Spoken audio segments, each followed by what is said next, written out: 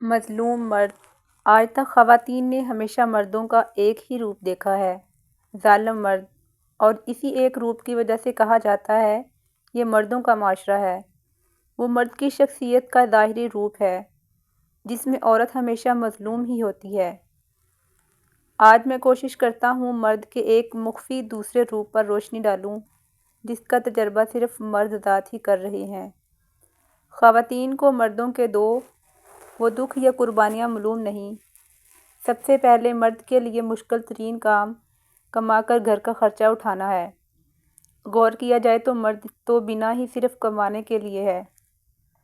Number 2، مرد بغیر rest کے سارا دن کمانے کی غرض سے صبح سے شام تک گھر سے باہر ہوتا ہے، صرف رات کو سونے کے لیے گھر آتا ہے۔ مرد جتنا بھی کماتا ہے اس سے اپنی خواہشات تو کم ہی پوری کرتا ہے۔ زیادہ تر مرد کے پیسے اس کے بیوی بچے، گھر، سارے فرد اپنی نہ صرف مہنگی شاپنگ کرتے ہیں بلکہ خواہشات بھی وہی پوری کرتے ہیں۔ مرد بہت ہی کم ہوتے ہیں جو بہت زیادہ مہنگی شاپنگ کرتے ہیں۔ گھر میں کوئی بیمار ہو جائے، مرد ہی اس کے حواس بخار رکھتے ہوئے اس کو ہاسپٹل لے کر جاتا ہے اور وہاں بھی مریض کے چیک اپ کے تمام لوازمات کی بھاگ دوڑ خود کرتا ہے۔ ساتھ آئی خواتین بس خاموش کھڑی ہوتی ہیں۔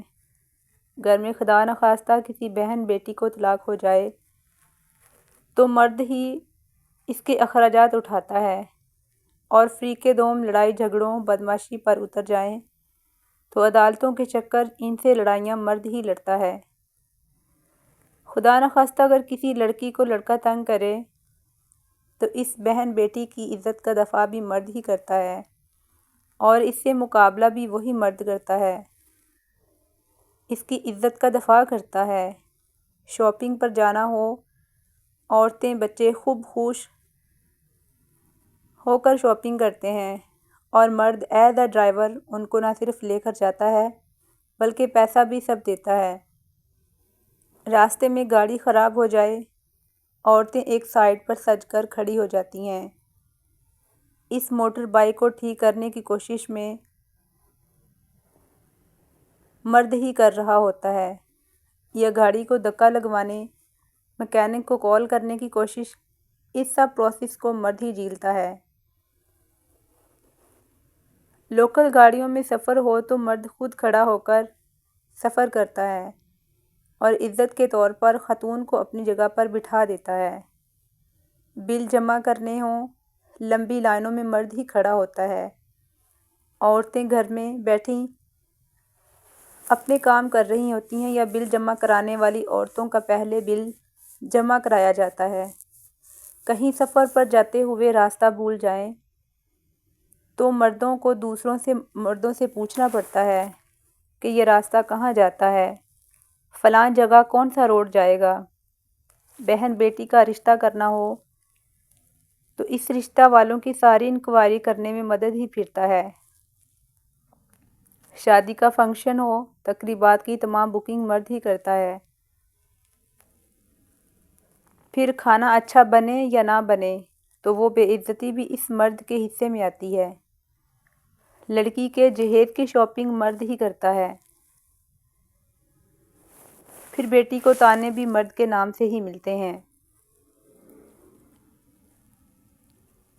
کہ بنتا تو بہت امیر تھیا تھا بیٹی کو۔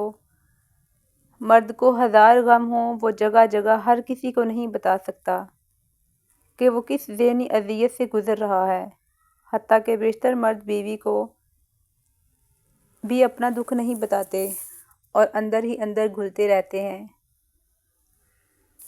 مرد بھی انسان ہے، اس کے بھی جذبات ہیں، اس کے بھی ذہنی اذیت سی ہوتی ہے، مگر وہ اس اذیت کے باوجود بھی رو نہیں سکتا کہ اتنی فضول اور بے معنی کہاوت ہے کہ مرد کبھی رویا نہیں کرتے۔ کوئی اپنا پیارا فوت ہو جائے تو عورتیں بین کر کر کے روتی ہیں، بلکہ یہ ایک رسم ہے۔ گھر آئے ہر مہمان کو گلے سے مل کر رونا ہے۔ جو عورت نہ روئے تو اس کو یہ طعنہ سننے کو ملتا ہے، یہ تو ذرا بھی نہیں روئی، اس کو ذرا بھی غم نہیں۔ باقی خواتین اس کو باتیں کر کر کے ہی مار دیتی ہیں۔ اور مرد غم سے چور اسی اپنے پیارے کا جنازہ کندھے پر اٹھایا جاتا ہے۔ بعض اوقات تو غسل بھی خود دیتا ہے، جنازہ پڑھتا ہے، پھر اسی غم سے چور اسی اپنے باپ، ماں، بہن، بیٹی، بیٹا، بیوی کو قبر میں اتار کر مٹی بھی خود ڈالتا ہے۔ آپ مرد کا حوصلہ تو دیکھیے، بیوی پر زیادتی ہو رہی ہو تو مرد جب بیوی کی فیور میں بولتا ہے تو مرد بہن، ماں سے باتیں سننے کو تیار ہو رہتا ہے۔ یہ تو بالکل بیوی کا غلام ہو گیا ہے۔ جوائنٹ فیملی میں بیوی کے لیے کچھ کھانے کو لانا ہو تو بیوی کے لیے کمرے میں چھپ کر کھا لیتی ہے، مگر مرد سب سے چھپا کر اپنی بیوی کے لیے اپنی عزت پر کھیل کر بیوی کے لیے کچھ نہ کچھ لے کر آتا ہے، اور جب یہ پکڑا جائے تو ماں بہن کہتی ہیں چھپا چھپا کر اپنی بیوی کو کھلاتا ہے، کیسے اس کو موٹی سانڈ بنا دیا ہے۔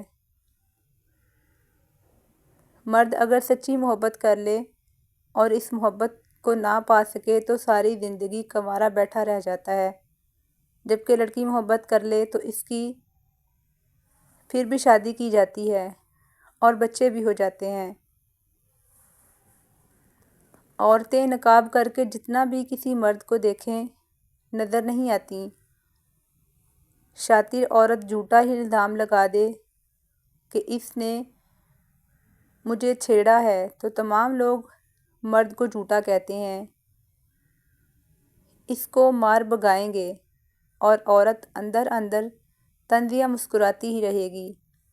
ایک کہاوت ہے کہ مرد کبھی بھی بوڑھا نہیں ہوتا، مگر میڈیکلی مرد میں جنسی پاور جلد ختم ہو جاتی ہے، جبکہ عورت بہت ایج تک جنسی طور پر ٹھیک رہتی ہے۔ جنسی کمزوری ہو تو شادی کے قابل بھی مرد نہیں رہتا، چاہے وہ پھر جوان ہی کیوں نہ ہو، اور شادی بھی کر لے تو پورے معاشرے میں عورت سے ذلیل ہوتا ہے کہ طلاق اس وجہ سے ہوئی۔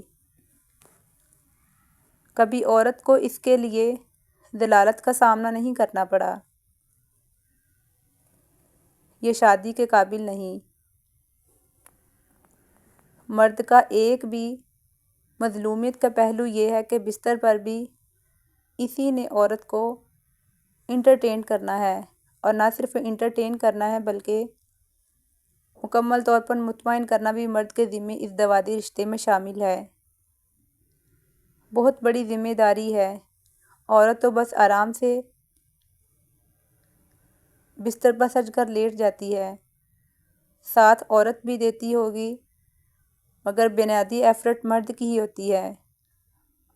عورت بانجھ ہو یا کوئی اور بیماری ہو تو شریعت کا حکم ہے اس کو بھی رکھا جائے اور دوسری بیوی کی بھی ذمہ داری اٹھائی جائے۔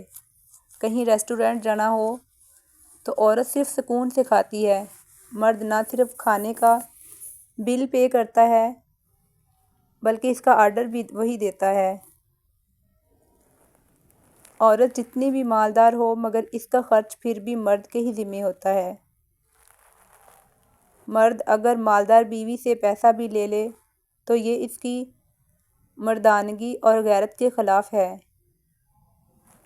حادثات میں بھی زیادہ تعداد میں مرد ہی فوت ہوتے ہیں۔ کوئی بھی شخص بیمار ہو تو اس کو بلڈ ڈونیٹ بھی مرد ہی کرتا ہے۔ مرد کو اکثر شادی کے لیے انتظار کرنا پڑتا ہے۔